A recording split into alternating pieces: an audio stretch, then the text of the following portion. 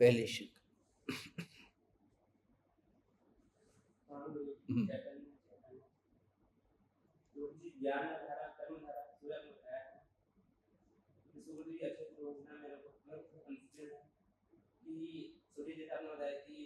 राजा है वो दूसरे राजा का वध कर देता है, उसके बाद उसके गर्दन को सबल टांग देता है, फिर भी उसको कर्म बंधन नहीं होता है, वो सब कर्म धारा के अंदर में ज्ञान धारा अलग बन गई। तो मतलब उस चीज को मैं डिफरेंशिएट नहीं कर पा रहा हूँ कि हमको लग रहा है, मेरे को लग रहा है कि मैं जो कुछ करता हूँ मैं तो कर रहा हूँ, तो कर्म धारा पर ज्ञान धारा कहाँ है वो समझ में नहीं आ रहा है। दूसरा होता है जी बोलते हैं कि बाल गोपाल सभी ज्ञान का अनुभव करते हैं, सभी वो स्वीकार नहीं करते बट वो ज्ञान का अनुभव करते हैं। और तो जो सभी दृष्टि ज्ञानी पुरुष है वो जो ज्ञान का अनुभव कर रहे हैं और जो हम ज्ञान का अनुभव कर रहे हैं, भले हमारी मान्यता में है कि मैं ये अनुभव कर रहा हूँ बट मैं ज्ञान का अनुभव कर रहा हूँ, तो जो मैं अनुभव कर रहा हूँ जो सभी दृष्टि ज्ञानी पुरुष अनुभव कर रहे हैं उस ज्ञान में क्या कुछ डिफरेंस है, जो अनुभव ज्ञान होती है वो डिफरेंस है।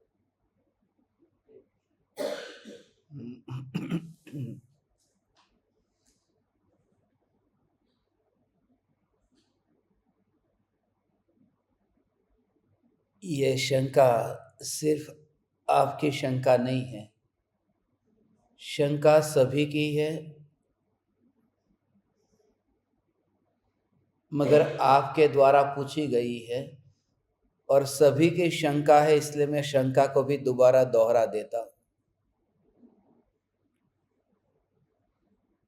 शंका है कि ज्ञानी को ज्ञान धारा और उदय धारा अलग अलग चलती है। आज सुबह सत्संग में हमने इसके बारे में चर्चा की थी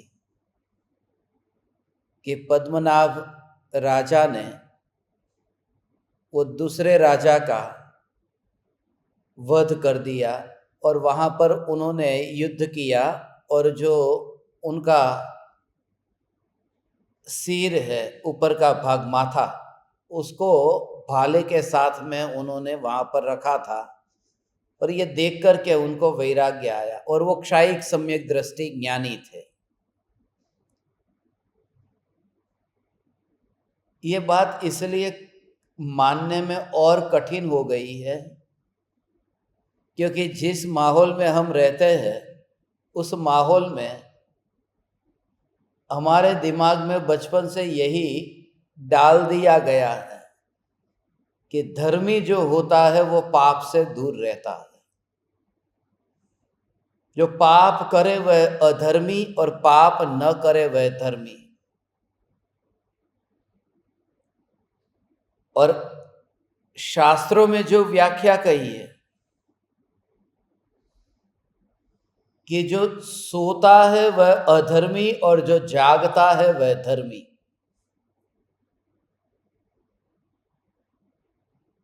इसलिए उस व्याख्या के हिसाब से मानने में कठिनाई होती है।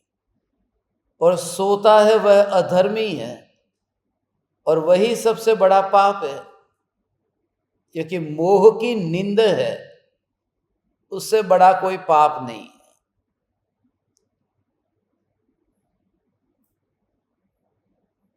ये क्रिया है, उस क्रिया के काल में आत्म जागृति, ये मानने में बाहर के लोगों को समझ में नहीं आता। मगर जैसे अभी आप रास्ते से कार लेके जा रहे हैं और बीच में डिवाइडर है,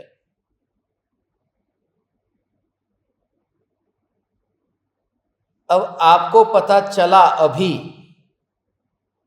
कि मैं जिस मार्ग पर जा रहा हूं वह मार्ग उल्टा है, वास्तव में मुझे जाना था उधर जहां से मैं आया।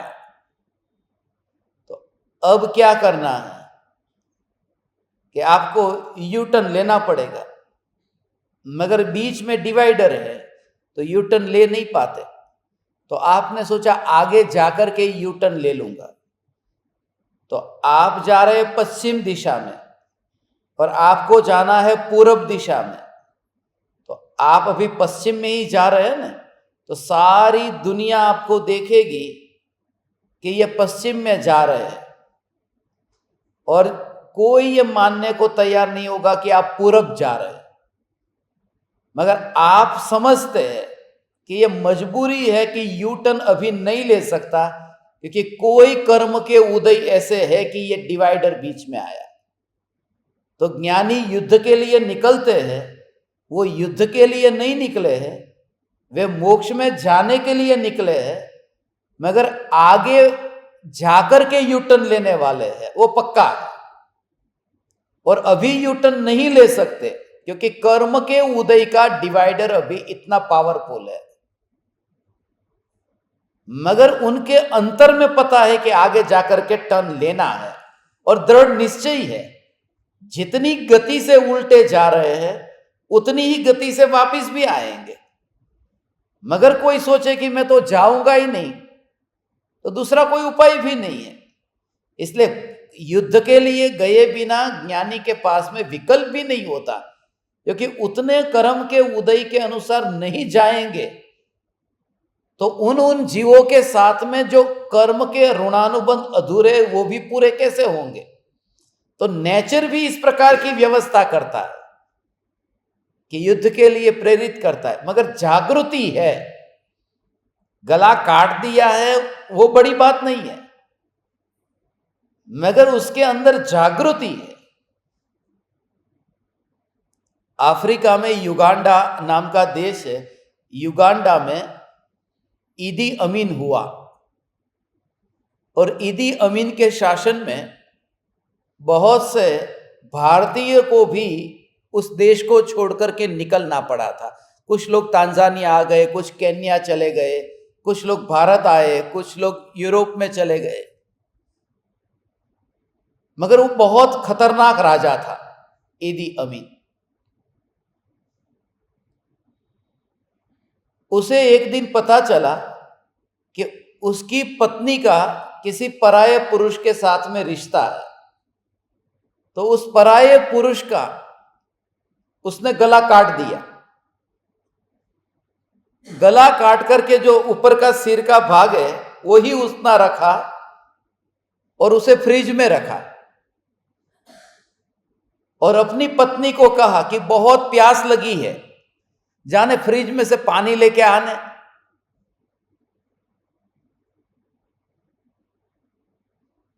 और जैसे ही पत्नी वहां फ्रिज में पास में गई, फ्रिज खोला, वहीं पर ही बेहोश हो गई वो देख करके। तो इतनी क्रूरता का भाव, गला काट देना। और यहां तो समझ में भी आता है कि इतना बड़ा पत्नी के साथ में कोई ऐसा व्यभिचार करता हो तो उसका गला काटा,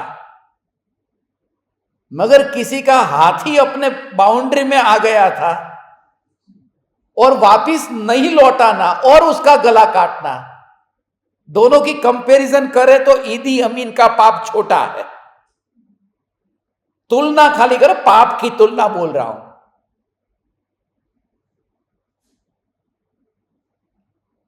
मगर ईदी अमीन वो उसका रस ले रहा है कि बिल्कुल अच्छा किया और यही करना चाहिए था। इनको एहसास हो रहा है कि ये जो हो रहा है ये उदय का परिणाम है, ये मजबूरी है। मजबूरी है माने ये जो जाना पड़ रहा है, अभी रास्ता नहीं मिल रहा है, इसलिए सुख नहीं है कि मैं देखो उस साइड में पश्चिम की ओर जा रहा हूं, कितना अच्छा है, घूमने को मिल रहा है। वो घूमने का मजा नहीं ले रहे, वो डिवाइडर इतना है कि यू टर्न लेने का मौका नहीं मिलता है।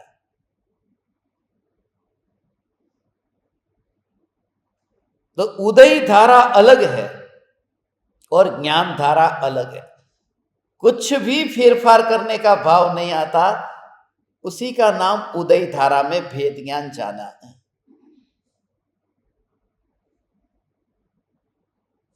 सुख नहीं मानना और फिर भी उदय आना, ये दोनों अलग अलग बात है। ये दोनों अलग अलग बात है, अलग अलग बात है। घर में से झाड़ू लगाते जाते हैं और तिजोरी में धन रखा है, ये दोनों घटना एक साथ में घट सकती है, कि मैं झाड़ू भी लगाकर कचरा भी साफ कर रहा हूं और वहां दृष्टि में धन भी है। ऐसे ही अंतर में ये जागृति है कि सम्यक दृष्टि को उदय धारा जो चलती है वह उदय धारा और ज्ञान धारा अलग है। उदय धारा चारित्र मोहनीय कर्म का उदय, उसका नाम उदय धारा है, दर्शन मोह नहीं, क्योंकि उसका तो उदय ही नहीं है ज्ञानी को।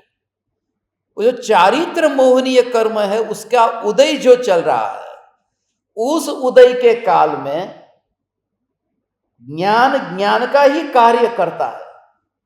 ज्ञान भीतर की ओर जाता है और उदय बाहर की ओर। इस समय ऐसा भेद ज्ञान, इसलिए जब राख की दीवार का पड़ोसी की रचना हो रही थी उस समय कोई विचार न कर पाए। ऐसे अंतर में चैतन्य चैतन्य चैतन्य चैतन्य चैतन्य की जागृति, ऐसी जागृति तुम्हारी कल्पना में आज तक कभी नहीं आया होगा। महावीर भगवान का जो अभिषेक किया जाता है, महावीर भगवान का अभिषेक निर्मल जल से किया गया और वहां पर उसी समय टॉयलेट में नल खुला रह गया। तो वहां नल खुला है टॉयलेट में, आपके बाथरूम के टॉयलेट के नल खुला है और वहां भगवान के ऊपर अभिषेक हो रहा है। और उस अभिषेक की क्रिया को छोड़ करके वो नल बंद करने के लिए वहां पर कौन जाएगा गंदा होने के लिए? ये कैसे अलग कि भाई वो क्रिया में अभी नहीं जाऊंगा, धोती दुपट्टा पहना है, अभी नाया हूं, अभी पवित्र हुआ हूं, अभी अभिषेक चल रहा है, अभी ये धारा चल रही है, तो वहां पर अभी नहीं। वो उस समय ये जागृति रहती है। उस समय एट दैट मोमेंट, जिस समय तुम बाथरूम में हो, पेशाब बाहर जा रहा है, उस समय तुम्हारे अंतर में ज्ञान, वो ज्ञान का अभिषेक अंदर हो रहा है। उस समय हो दुनिया देखेगी कि ये मल मूत्र का विसर्जन कर रहा है, ये बाथरूम टॉयलेट का ये नल खुला है, ये अंदर से कचरा बाहर जा रहा है।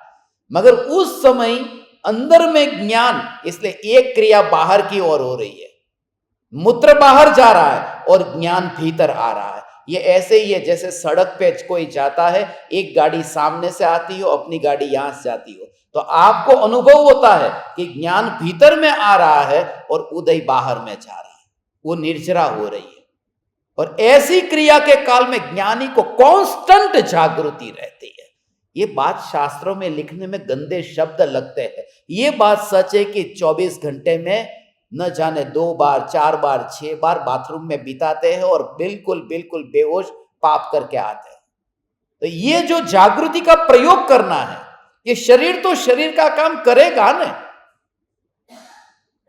और उस क्रिया में करते हैं और उसमें जागृति कितनी रहती है। जागृति रहे तो वो उदय धारा माप है। कोई नहीं कहेगा, मैं आपको नहीं कहूंगा बाथरूम जाने का मना है, क्योंकि उदय धारा है, कोई कंट्रोल नहीं कर पाता, तो वो नहीं हो जाएगा। मगर उस समय जागृति तो रह सकती है। तो दोनों को इतना लिटरली सेपरेशन फील होता है। वो दशा कोई विरला जाने, वे विरले तुम हो सकते हो, क्योंकि आज सुनने को तैयार हुए हो, कल विचार आएगा, विचार आएगा तो उन परमाणुओं को अछूता अस्पर्शी ज्ञान जानना जानना जानना जानना जानना उस समय अंतर्मुख होता जाएगा और देह देह का काम करेगा। और दूसरी बात, यदि यहां से जिसने शुरुआत की है, कल जाकर के आत्मा पूरा का पूरा देह से बाहर जाता होगा और तुम्हारा उपयोग भीतर जाता होगा। आत्मा इस देह को छोड़कर के स्वर्ग में देव बनने के लिए जा रहा हो और तुम्हारा ज्ञान अंतर्मुख होता हो। मगर वो प्रैक्टिस पहले से की होती है। हीनता की कोई गुंजाइश नहीं है, कोई जरूरत नहीं है। हम सब ये पाप करते हैं, और पाप भी क्या, ये दिन भर की क्रिया है, दिनचर्या है। हम भोजन करते हैं, कचरे को बाहर निकालते हैं। मगर उस समय ये कहता इसलिए क्योंकि ये बाथरूम टॉयलेट ऐसी चीज है कि जिसको कंट्रोल नहीं कर सकते। अभी भूख लगी, ठीक है चलो मैं 2 घंटा वेट कर लूंगा, बाद में रोटी मिलेगी चलेगी।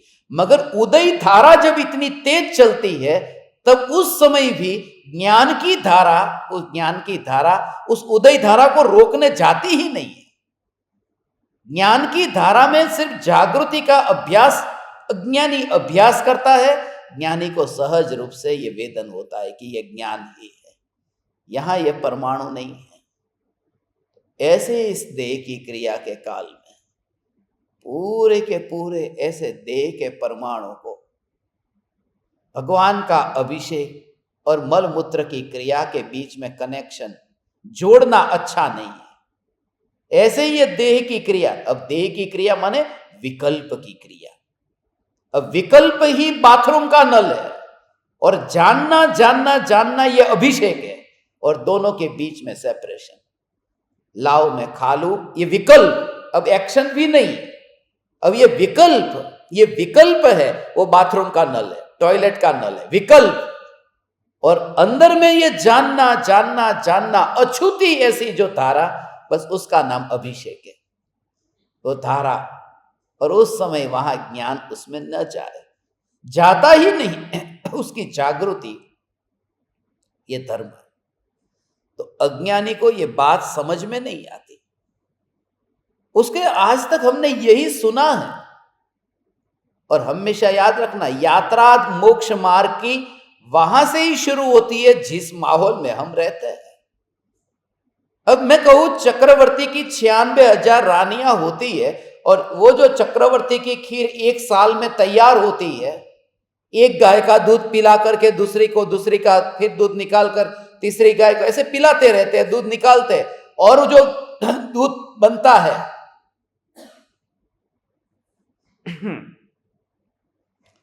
उसको फिर खीर बनती है चक्रवर्ती की। वो खीर चक्रवर्ती ही खा सकते हैं, पचा सकते हैं, बाकी कोई पचा नहीं सकता। डाइजेस्ट भी नहीं होगी, वो खीर ऐसी होती है। अब ऐसी खीर का मैं विचार नहीं करूंगा, मैं विचार करूंगा कि मेरी थाली में पराठा आया है या पिज्जा आया है, जो वस्तु आई उसमें मैं विचार करूं कि इन परमाणुओं का और जीभ का ये क्या संबंध है। अब ये जीभ पर जो रस आ गया है, सामने जो अच्छी चीज तुमको मिली, जलेबी मिली, हलवा मिला, तो जीभ पर पानी आया, अच्छा लगा। उससे पहले जो ये इच्छा हुई, खाने का रस आया, उस समय ये याद भी नहीं आया था आज सुबह मुझे कि मैं चैतन्य हूं। तो वो बेहोशी है, उस बेहोशी को दूर करने के लिए अब आज शाम को मैं भोजन करने बैठूंगा तो मैं विचार करूंगा पहले। अब मैं सुबह जैसा बेहोश नहीं रहूंगा, अब मैं शुरुआत करूंगा। इस तरह से छोटी छोटी घटना से जो हम करते हैं उसके अंदर अप्लाई करते हुए करेंगे तो एक बार फिर आज विचार आएगा, कल फिर 2 बार विचार आएगा, मगर यह शुरुआत ऐसे करना, उदय की धारा और ज्ञान का स्वरूप। फिर दोनों के बीच में यह भेद भी पता चलेगा कि अब मुझे जो चीज अच्छी लगी, मुझे पिज्जा अच्छा लगता है, तो मैंने पिज्जा सामने देखा और मुझे जीभ पर पानी आया, तीखा पिज्जा है, मुझे तीखा खाना अच्छा लगता है। तो वो जो अच्छा लगता है, ये जो जानना है, उसमें अच्छा लगना है कि अच्छा लगना उसका स्वभाव अलग है। तो ये अच्छा लगना ये विकृति है, और ज्ञान में विकृति है कि नहीं है, तो ऐसा विचार करना, निर्णय कुछ भी नहीं लेना। ज्ञान में विकृति होती नहीं, बिल्कुल नहीं। उस समय खुद प्रैक्टिकल करके देखो, नहीं तो फिर वो गुरु ने डाल दिया दिमाग में और आपने कहा ज्ञान में विकार नहीं है। नहीं, ज्ञान में विकार नहीं है ऐसा नहीं, रियलाइज करो। किसी ने कहा ऐसा मत मानो, तो कैसे रियलाइज करोगे, उसकी कला में 1 मिनट में बताओ कि उस समय दूसरों की बात को सुने बिना खुद निर्णय करना कि ज्ञान निर्मल है, ज्ञान निर्मल है।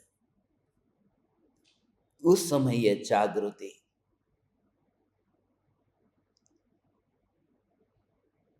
ओ हो, ये चैतन्य चैतन्य चैतन्य चैतन्य, ऐसा अंतर में जागृति। ये पिज्जा है, ये पिज्जा को उठाया, उठाने से पहले ही यहां पर जीभ पर पानी आ चुका है। थाली में देखने क्या, सामने से उसकी खुशबू आते ही पता चल गया कि जीभ पर पानी आ गया। और ये होगा, इसमें कोई हीनता लाने की जरूरत नहीं है। भगवान नहीं तो ये संसार यहां हम नहीं होते, सीधी बात है। मगर अब यात्रा भी करनी है ना, अब स्वच्छंदी भी नहीं होना है, अब जैसे भटके ऐसे नहीं भटकना है, तो मैं कहां से शुरुआत करूं? तो वो रस जो आया है, उस रस में ये अनुभव करते हो कि अरे देख मीठा मीठा रस यहां पर आ गया, जीभ पर पानी आया। उस पानी को जानने वाला पानी है कि पानी को जानने वाला तत्व कोई अलग है? ये कहां जानने में आ रहा है कि ये जो रस आ रहा है? जानने वाली सत्ता को समझने का अभ्यास करो। और शुरुआत में ये भाव भी नहीं आएगा, इसलिए क्योंकि एक और खाने का रस इतना हो तो ये विचार भी कैसे करूं मैं? प्रैक्टिकल बात कर रहा हूं, उस समय की बात कर रहा हूं, मगर तो भी होगा, तो भी होगा। चलो अभी नहीं हुआ, अभी शुरुआत में नहीं हुआ, फिर एक खाया, दो खाए, 3 टुकड़े खाए, 4 टुकड़े खाए, खाने के बाद में पेट भरता गया, फिर पेट जैसे भरता गया ऊब आती गई, फिर एक बार कहा बस, फिर विचार करो ना, कोई बात नहीं। उससे तो बेहतर हो कि जो विचार ही नहीं करता। इसलिए पूरा पेट भरने के बाद में उल्टी जैसा होने लगे तब विचार करो। उनसे तो बेहतर है जो डॉक्टर के पास जाकर के फिर वो पेट में इलाज करा करके फिर शाम को दोबारा वही खाएगा। विचार तो किया ना आपने, विचार करो।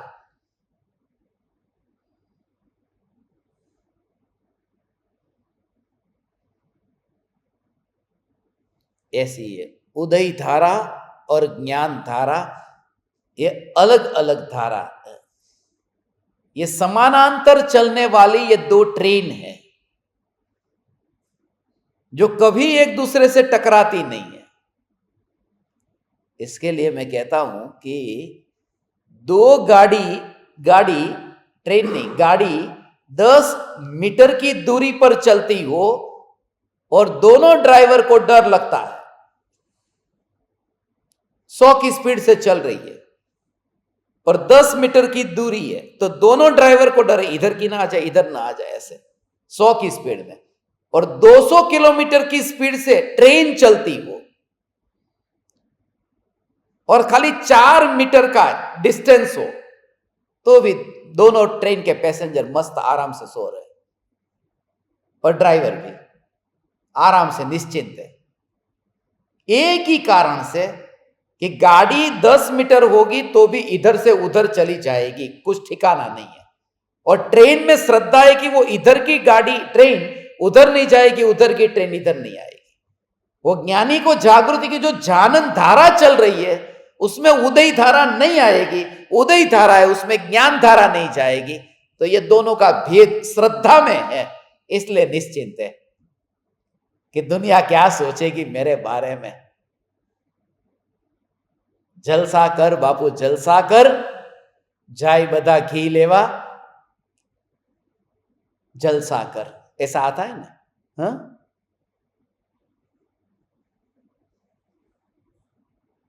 सुना है कि नहीं ऐसा? हाँ वो तेल का जमाना था, घी का आ गया। हाँ मुझे पता है, मगर अभी अपन थोड़े पैसेदार लोग हैं, तेल क्यों, फिर घी लेने भेजो ना।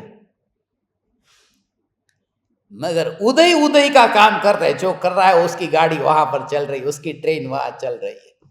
सिर्फ इतनी जागृति कि मेरी ट्रेन जहां चल रही है वहां पास वाली पैसेंजर, ऐसा होता है ना, एक समय ऐसा आएगा कि ये ट्रेन जो चल रही है मेरी ट्रेन चल रही है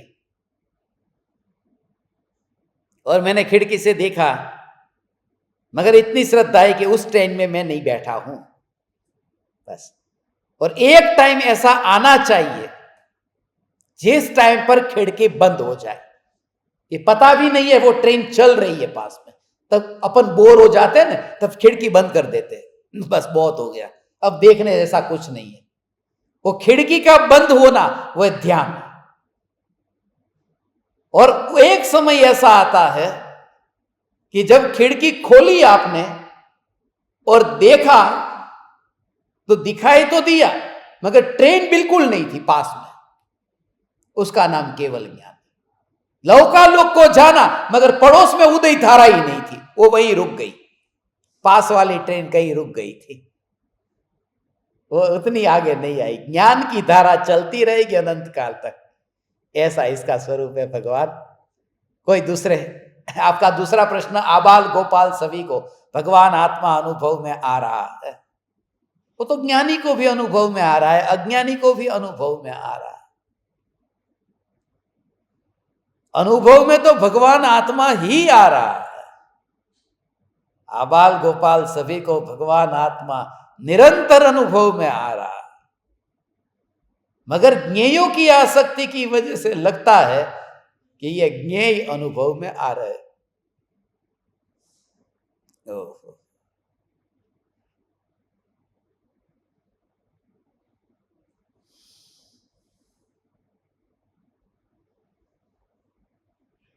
कल्पना में, सपने में ऐसा आता है।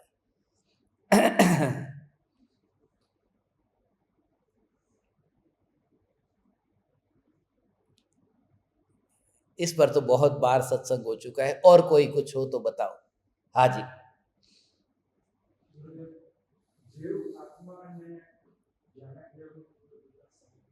हाँ हाँ, कहता हूं, जीव, आत्मा और न्यायक देव का अंतर, वो भी आज सुबह बताया कि जीव जो है वो जीव, उसमें द्रव्य गुण पर्याय सहित पूरी वस्तु लेना जीव कहते ही। आत्मा कहते ही उसमें अपने आत्मा की बात मुख्य करके लेना है। और न्यायक देव जो कहा है, वो न्यायक देव वो पूरा अनंत गुणों का घनपिंड और पर्याय से न्यारा, ऐसा न्यायक देव कहा। जिसमें ज्ञान है वह जीव है, तो वो सब निगोद में भी निगोदिया है, वह जीव है। जो जीता है वह जीव है, जीवे ने जीव के भाई। तो अभी ये शरीर अभी ऐसा कहते, ये आदमी अभी जिंदा है कि मर गया कि नहीं, अभी ये जी रहा है, अभी ये जी रहा है, क्योंकि सांसें चल रही है, देखो ये जी रहा है। जिस समय देह को हम जिंदा कहते हैं उस समय भी वो मरा हुआ ही होता है, जिंदा तो होता ही नहीं है। जिंदा तो आत्मा ही है।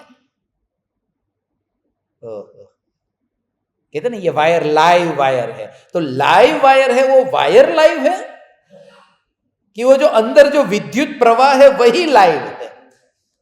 वायर तो अभी भी डेड है।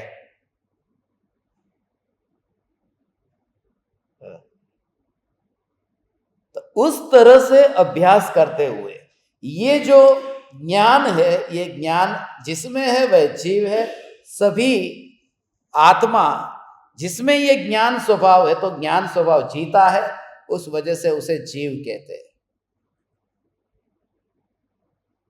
और आत्मा, गुरुदेव ने भगवान आत्मा भगवान आत्मा भगवान आत्मा कह करके वो निज भगवान आत्मा की बात कही। जो वर्तमान में पामर है, परमात्मा हो सकता है, परमात्मा की शक्ति है, मगर वर्तमान में पामर है, इसलिए आत्मा परमात्मा हो सकता है। हो सकता है माने अभी पर्याय में परमात्मा नहीं है, खाली शक्ति से ऐसे परमात्मा है। और समय सार की छठी गाथा में ये सब जगह अलग अलग वर्णन किया है। द्रव्य संग्रह नाम का शास्त्र है, उसमें जीव द्रव्य का बहुत अच्छी तरह से वर्णन किया। जीवो उभो गमो अमूर्तिकत्ता सदे परिमाणो भूता संसारथो सिद्धो सो ढगई, ऐसी करके एक गाथा आती है। उसमें भगवान आत्मा को वहां पर वो जीव का, जीव द्रव्य का वो निरूपण किया है कि उसमें कौन कौन से गुण होते हैं, उसका स्वभाव कैसा है। मगर भगवान आत्मा की जो बात कही, तो उसमें तो चैतन्य ही लेना, निज आत्मा। उसमें वो भेद वाला नहीं लेना है कि संसारी मुक्त एक इंद्री दो इंद्री ऐसे करके, वो सब जीव द्रव्य में आएगा। भगवान आत्मा कहते ही मैं जो अनादिकाल से मैं, बस बाकी और की मुझे नहीं पता। और दूसरे के अंदर जितने राग द्वेष उत्पन्न होते हैं वो भी राग द्वेष वितरागता सबका सब जाने। माने एक बाउंड्री कर दी, बस आत्मा का कल्याण करो, बस आत्मा का हित करो। और किसी का भी कुछ भी हो, मुझे उससे क्या, तुरंत भेद ज्ञान करता है। बाजार में नकली नोट चलती है, उस नकली नोट को मैं रोक नहीं सकता, सिर्फ जागृति की मेरी जेब में ना आ जाए बस। तो वो जो अपने में सीमा बांध करके रखी, ऐसे दुनिया भर में मैं कहां कहां किस किस को रोकने जाऊं। इसलिए अहिंसा का पता चला कि पानी की एक बूंद में इतने जीव है कि वो कबूतर जितने हो जाए तो क्या हो जाए, जम्बूद्वीप पूरा भर जाए। तो पानी को छानना चाहिए। अब क्या करूं कि जितने भी कुएं हैं उन कुएं को छान दो, कि नहीं अपने लोटे को छान लो बस। तो अपने तक जब बात आ जाती है वो आत्मा की बात है। मुझे आत्मा में रस है, जीवों में रस नहीं है। तो चलो ठीक है कि मैं अब आत्मा का कल्याण करता हूं। हे भगवान, मैं पापी हूं, मैं मलिन हूं और मुझे बस अपना हित करना है। तब भगवान ने कहा हित करना है तो उस आत्मा के अंदर और जा, उसमें हो उसमें जा। और जैसे ही उसमें जाएगा तो वो जो बाहर का पर्याय का आवरण था वो अलग हो जाएगा।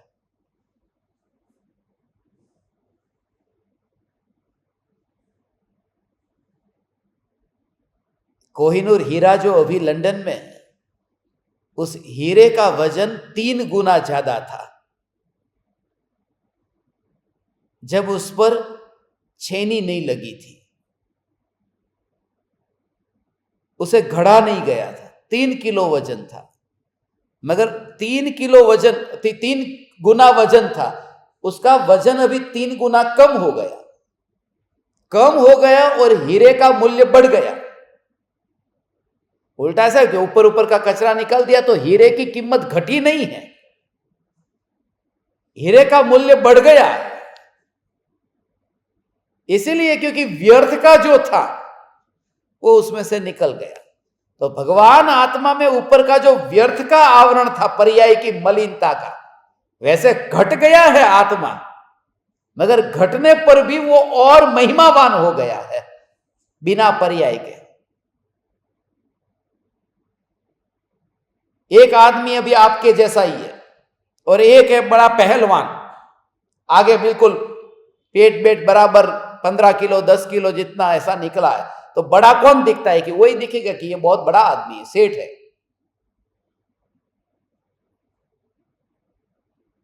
मगर वास्तव में दुनिया में कौन अच्छा है? कि भाई वो स्लिम बॉडी है, बहुत अच्छा है, बहुत फिट है।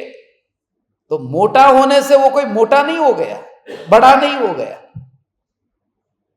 व्यर्थ की चर्बी भर के रखी है, तो वो व्यर्थ का जितना भी है वो निकल जाए और जो स्वस्थ चैतन्य सत्ता रहे, बस उसे ज्ञायक कहते हैं। आत्मा को भी निखारते गए। इसका वर्णन समय सार की 6ठी गाथा में किया। 5वीं गाथा, 6ठी गाथा, 7वीं गाथा, ये 3 गाथा एक साथ में है समय सार में। ये एक साथ में 5वीं में भगवान आत्मा परद्रव्य से न्यारा, 6ठी गाथा में पर्याय से न्यारा और 7वीं गाथा में गुण भेद से न्यारा। ऐसे 3 बात बताई।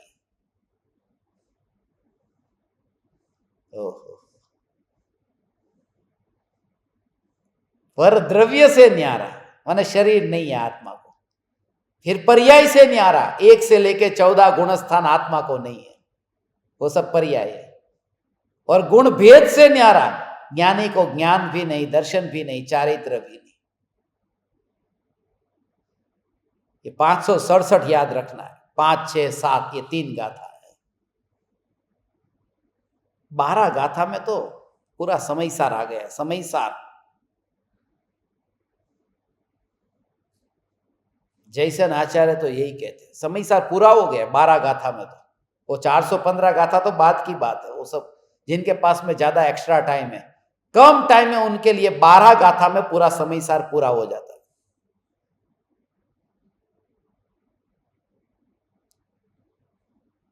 न्यायक, न्यायक, ज्ञेयों को जो जानने वाला है वह न्यायक है, न्यायक। तो भगवान आत्मा न्यायक क्यों है? क्योंकि ज्ञेयों को जानता है। तो मेरा नाम न्यायक क्यों है? क्योंकि ज्ञेयों को जानता हूं, इसलिए न्यायक हूं। तो पराये के कारण मेरा नाम पड़ा, ये ज्ञेयों के कारण मैं इतना महिमावान और मेरा नाम दूसरों के कारण पड़े कि ज्ञेयों को जानता है वह न्यायक है। मगर उनका नाम ज्ञेय पड़ा है, वो ज्ञान के कारण पड़ा है, उनके कारण थोड़ी है। माने ये न्यायक में अपनी ही महिमा है। जो ज्ञान में जानने में आता है वो न्यायक है, और उसे जानने वाला कह के उसे न्यायक कहते हैं। न्यायक में कार्य नहीं होता, ये बोलने की बात है। न्यायक जानता है, वास्तव में कार्य होता ही नहीं है। परिणमन से न्यारा, इसलिए तो प्रमत्त अप्रमत्त दोनों नहीं है। समय सार के छठी गाथा में कहा भगवान आत्मा प्रमत्त भी नहीं है, अप्रमत्त भी नहीं है। न्यायक तो मात्र न्यायक छे, न्यायक तो न्यायक छे, ते तो तेज छे, एम के ते तो तेज छे, अन्य रूपे નથી, प्रमत्ते નથી ने अप्रमत्ते નથી। आचार्य कुंकुन देव ये लिखते थे भगवान आत्मा नवी पमत्तो अपमत्तो, ये प्रमत्त भी नहीं अप्रमत्त भी नहीं। वो बता करके वो छठे सातवें गुण स्थान में झूलते हैं ना, इसलिए लोग ऐसा समझते हैं कि वो कह रहे कि मैं प्रमत्त में भी नहीं हूं अप्रमत्त में भी नहीं हूं। ध्यान में लीन होता हो तो अप्रमत्त में सातवें में, और लिखने बैठा हुआ अभी तो छठे में। ऐसा इसका अर्थ नहीं है। वो प्रमत्त अप्रमत्त नहीं हूं, उसका अर्थ है कि 1 से लेकर 6 गुणस्थान प्रमत्त के और 7 से लेकर के 14 तक अप्रमत्त है। तो मैं 1 से 14 गुणस्थान वाला हूं ही नहीं। और प्रमत्त शब्द जो है वो अंत दीपक है, अप्रमत्त शब्द आदि दीपक है।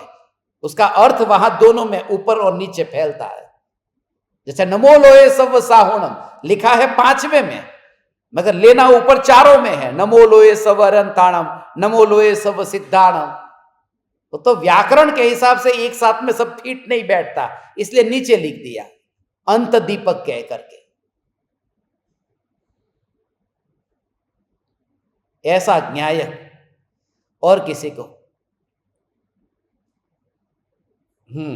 पूछो।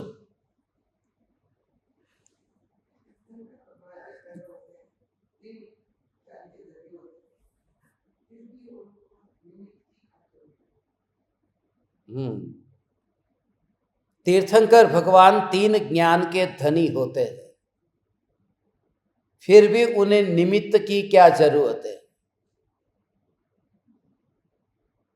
जरूरत तो हमें भी नहीं है, तीर्थंकर भगवान की बात नहीं है, मगर उस प्रकार के निमित्त होते ही होते हैं, ये बात है। वो निमित्त बता करके उनका कर्ता नहीं बताना चाहते, निमित्त बता करके ये कहना चाहते हैं कि ऐसे निमित्त वैराग्य के अंदर आते हैं। दूसरी बात, उससे तो मैं ऐसे देखता हूं कि 3 ज्ञान के धनी को भी, 3 ज्ञान जिनके पास है, ऐसे तीर्थंकर के जीव को भी ऐसे निमित्त आए कि उन्होंने उन निमित्तों का अंतर की यात्रा में उपयोग कर दिया। तो हमें सद निमित्तों में रहने की कितनी जरूरत है, जब उनको भी ऐसे निमित्तों में वैराग्य नहीं आया ना। नीलांजना जब तक नाचती रही तब तक वैराग्य नहीं आया, मरी तब आया। इसका मतलब कि ऐसे जीव को भी मरे बिना वैराग्य नहीं आया। तो हमें तो मृत्यु को देखने की कितनी जरूरत है वैराग्य के लिए, इसलिए स्मशान में जाने की जरूरत है, इसलिए मृत्यु को देखने की जरूरत है। वो ऐसे देखना कि मुनिराज है, मुनिराज को निमित्त से तो कोई फर्क पड़ता नहीं, तो फिर गृहस्थ की संगति से दूर क्यों गए और जानवरों के पास गए? अब उनको पता है कि निमित्त से कार्य नहीं होता, संगति का असर नहीं होता, उपादान की जैसी योग्यता होती ऐसा ही होता है, तो बच्चों के साथ में नहीं रहे और जंगल में कुत्ते बिल्ली के साथ में जाके बैठ गए, क्योंकि वो जानते हैं ऐसे निमित्त में रहने से वहां बातचीत होगी, चर्चा होगी और उससे फिर वहां पर विकल्प इतने बढ़ेंगे, जानवरों के साथ में भाषा का व्यवहार नहीं होगा, इतनी बातचीत नहीं होगी, तो आप खुद अनुभव करोगे कि बोली ने बगड़ी हो से, जहां पर भी आपका रिश्ता बिगड़ा वहां बोल करके बिगड़ा। चुप बैठे रहते उस समय, और थोड़ी ही देर बैठना था, लंबा भी नहीं, खाली 1-2 मिनट चुप रह जाते ना तो बात वहीं खत्म भी हो जाती थी। आप याद करो जो जो हुआ आपकी जिंदगी, खाली 1-2 मिनट, ज्यादा नहीं कि 12 घंटे 14 घंटे 24 घंटे का मौन नहीं, 1-2 मिनट उस समय खाली चुप रह जाते तो इतना बड़ा विवाद नहीं होता। और उस विवाद से बचने जंगल में गए कि ना कुत्ते को मनुष्य की भाषा पता है, ना मनुष्य को कुत्ते की। इसलिए ये बहुत जरूरी है। असद निमित्तों से जब मुनि को बचना है तो हमें कितना बचना होगा।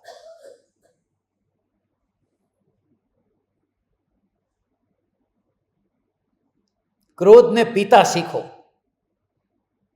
पीता नहीं, स्वरूप ने जीता सीखो।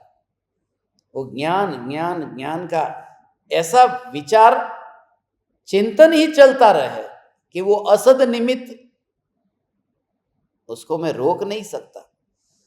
मगर कृपालु देव जैसे कृपालु देव भी निकले न घर से। मुझे तो यही विचार आता है, भगवान ये कृपालु देव जैसे कृपालु देव निकले या नहीं निकले। पहली बात, गुरुदेव जैसे गुरुदेव भी, कृपालु देव ववाणिया से बाहर निकले ने, गुरुदेव भी उमराला से सोनगढ़ निकले ने,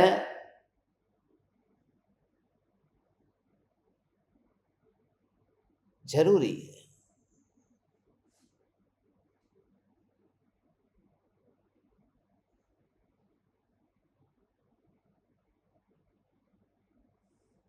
अभी आप घर पर बैठे होते और आपके घर पे ही शिविर रखी होती तो घर में कितनी बार, मानो आपके घर में अच्छा घर है, बड़ा घर है, सब लोग बैठ सकते हैं, तो घर में ही शिविर रखी तो भी डोरबेल बजेगी, कोई ना कोई काम वाली आई, काम वाला आया, कोई सब्जी वाला आया, कोई वस्तु लेकर के आया, घर फोन की घंटी बज गई, घर का कोई आदमी आया गया, कुछ हुआ, घर की सफाई करने का, तो सब एडजस्टमेंट कैसा, कितनी झंझट होगी उसमें। और खुद अनुभव करते कि बाहर निकल करके यहां बैठे तो सुबह से रात तक कोई चिंता नहीं, किसी का फोन नहीं, किसी से बातचीत नहीं, किसी का चेहरा देखना नहीं, कौन आता है कौन जाता है। अब घर में वहां शोपीस रखा था, वो नीचे गिर गया, अब आंखों के सामने देखे और सत्संग सुने तो कैसे। उस समय वो जो आपका सबसे चहेता था शोपीस, इतनी मेहनत करके आपने बचा बचा करके रखा था, और वही काम वाली ने तोड़ दिया। और उस समय ये विचार भी चल रहा था कि प्रत्येक आत्मा परमात्मा है, मगर वो काम वाली परमात्मा नहीं दिखाई थी उस समय। ये परमात्मा नहीं, देखता हूं तेरे को, तो वो भाव आया। और अभी आप यहां बैठे, अभी भी काम वाली ने वो फोड़ दिया, तोड़ दिया, उसने कचरे में डाल दिया। आप घर पे गए, आपको पता ही नहीं घर में कुछ कम हुआ है। बहुत सी चीज ऐसी होती है अपन घर में पड़ी हो ना, यदि वो चली भी जाए और फिर बाद में अपन घर में जाए पता नहीं चलेगी यहां कुछ था, मगर आंखों के सामने मानो कोई इसको तोड़ दे और घर के बाहर निकाले तो फिर झटका लगता है। એટલે ન જોવામાં ભલાઈ છે, જ્યાં સુધી जब तक वो भाव नहीं आया, दशा नहीं आई, तब तक ऐसी चीज देखना भी नहीं, सुनना भी नहीं। दशा आने के बाद लोकालोक जान लेना। तो सद निमित्त की इसलिए जरूरत है।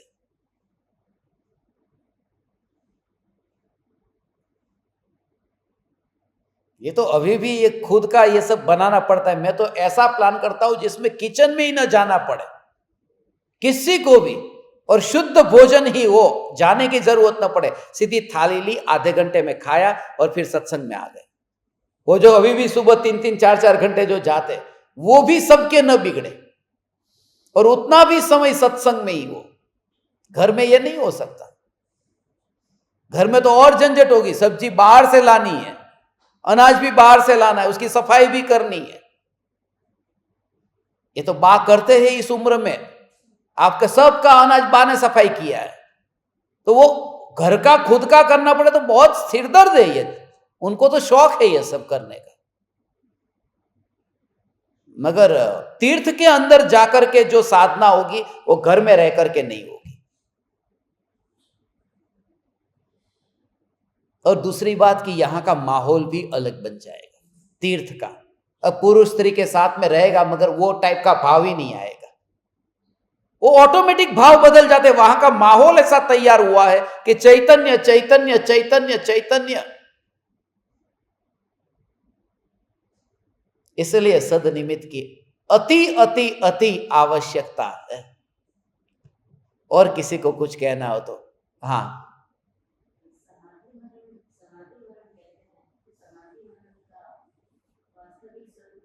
अरे वो तो कल से चालू करेंगे ना।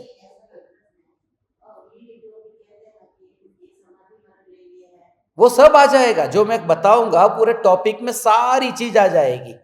समाधि मरण का जो भी शंका है वो बाद में ही पूछना, मेरे बताने के बाद में, यदि अधूरा रहेगा तो। और मुझे आशा है कि कुछ अधूरा नहीं रहेगा।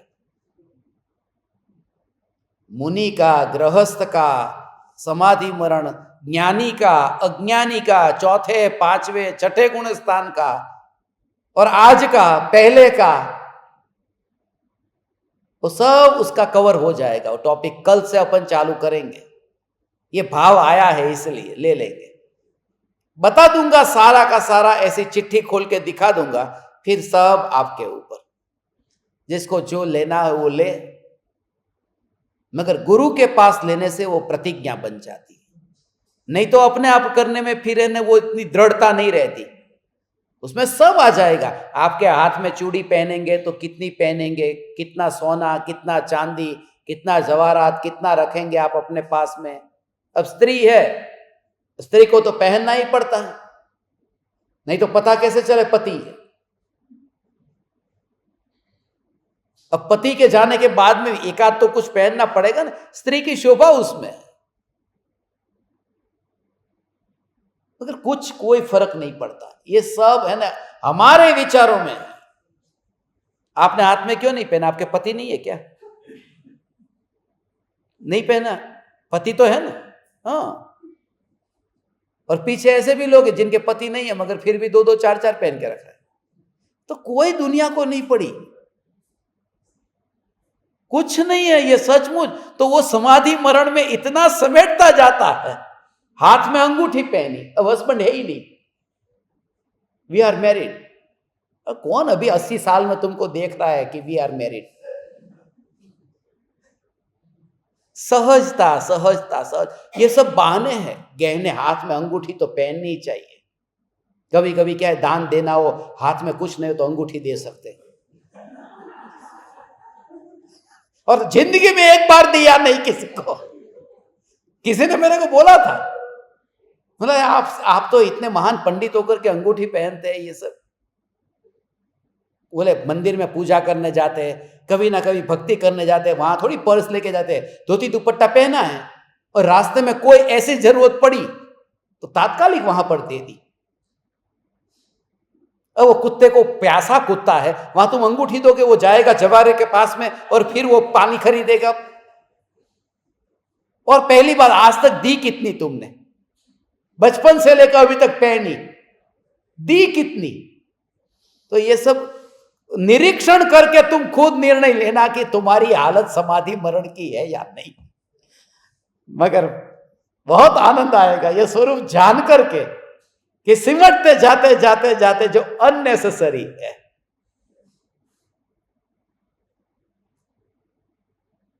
हाथ में वो गहने देख करके भी फिर मुनि को लगता है कि ये सोना चांदी वाला है, माने ये गरीब नहीं है। गरीब नहीं माने उसका खुद का खाने का वो खावाना फाफा नहीं, दे सकता है, ऐसा है, क्योंकि निर्धन हो, खुद भूखा रहता हो, ऐसे जीवों के ऐसे लोगों के वहां पर मुनि आहार नहीं लेते। मगर ये भी सब मैं आपको कहता हूं, मुनि वो अंगूठी देखने, हमारे जैसे लोग किसी की अंगूठी नहीं देखते। कितने का गहना होगा इसका नाप कर लेते हो, बाजार में कितना तोला चलता होगा, 1 तोले का कितना दाम होगा, वो सब नाप निकालने के लिए, दाम करने के लिए बैठे हैं।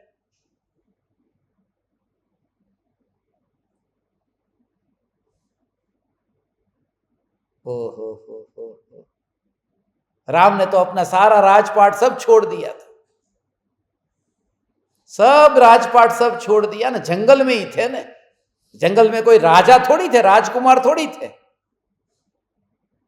और फिर भी गुप्ती सुगुप्ती मुनिराज को आहार दिया ने।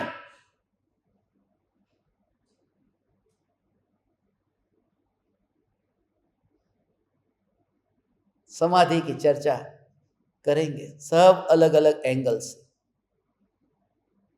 कैसे कपड़े पहनना, कितने जोड़ी कपड़े रखना, साड़ी कितनी रखना, ड्रेस कितने रखना, सलवार सूट कितना रखना, सूट कितना रखना, ये सब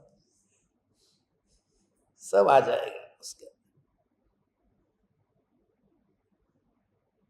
और निश्चयाभासी होकर के, स्वच्छंदी होकर के, ये समाधि मरण ज्ञानियों के होगा, मुनि के होगा, तो तुम आराम से सुखी से जैसे जी रहे हो जीते रहो, तुम्हारी मौज तुम्हें मुबारक हो। मिच्छामि दुक्कडम, I am very very sorry from the bottom of my heart and top of my head.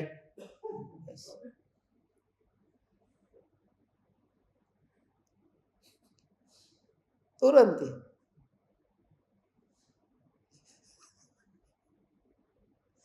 ये तो उनके लिए है जिनको लगता है कि मेरे पास में जिंदगी कम है, और अब जो जवानी अभी इतनी भी बीती, अब भोगों में नहीं बितानी, तो सिमट जाना है बस। और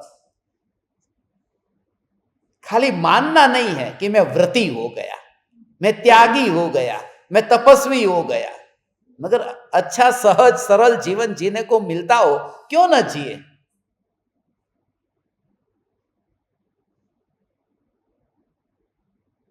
ठीक है भगवान,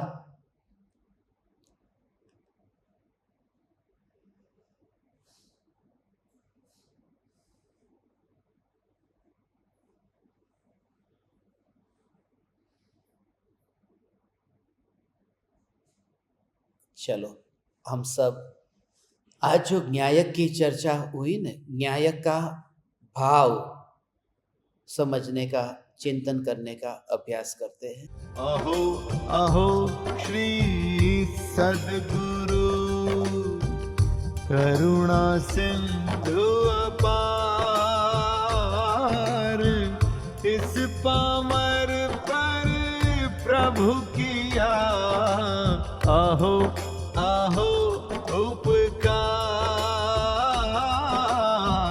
अहो अहो उपकार। देह सहित जिनकी दशा, वरते देहातीत, उन ज्ञानी के चरण में हो वंदन अगणित, हो वंदन अगणित।